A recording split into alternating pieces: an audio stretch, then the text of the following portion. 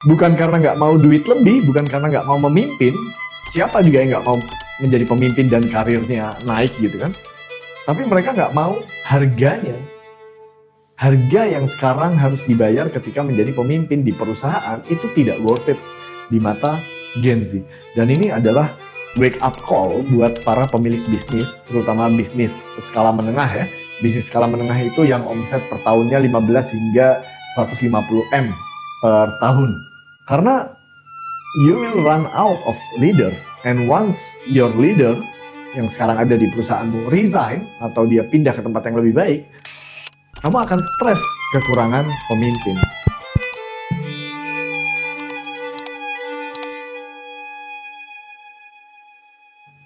Kita akan menjawab pertanyaan ini, dan aku punya cerita, real story, temanku sendiri, dia kerja di perusahaan yang sangat besar, termasuk di perusahaannya top 10 konglomerat terkaya di Indonesia. Dia punya grup yang sangat besar ya.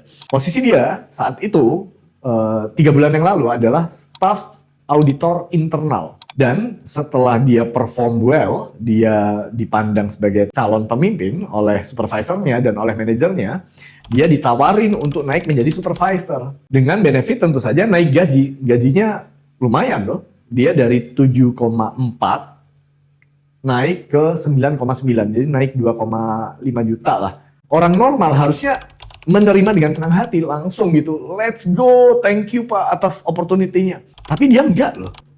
Let's say kita sebut temanku ini namanya Andi ya. Andi nolak. Mohon maaf Pak, saya nggak siap Pak. Mohon maaf Pak, saya nggak berani Pak, dan sebagainya. Padahal, waktu aku ngobrol sama dia, bukan soal nggak berani, bukan soal nggak siap. Nggak worth it anjir. Dan emang nggak worth it itu. Kenapa? Karena naik jabatan itu bukan cuma dapat gaji yang lebih gitu. Naik jabatan itu bukan hanya dari staff menjadi leader. Naik posisi itu ya. Naik jabatan itu juga berarti naiknya resiko. Dan ketika kita menjadi pemimpin, resiko yang naik itu cukup drastis loh ketika kita punya tim. Yang pertama, kita punya resiko akan disalahkan. Jelas gitu ya. Ketika nggak mencapai target, kita akan disalahkan. Resiko konflik internal di tim kita sendiri. Tim kita ada yang berantem dan sebagainya. Ada beban emosional di situ. Resiko lainnya, resiko politik. Gimana kamu menghadapi politik di mana di dalam situ ada supervisor yang lama atau ada posisi manajer yang melihat kamu sebagai ancaman misalnya. Atau yang menekan kamu dari atas, sedangkan di bawah kamu dituntut untuk berempati. Jadi posisi menjadi manajer itu, menjadi leader itu, middle manager itu, resikonya tinggi.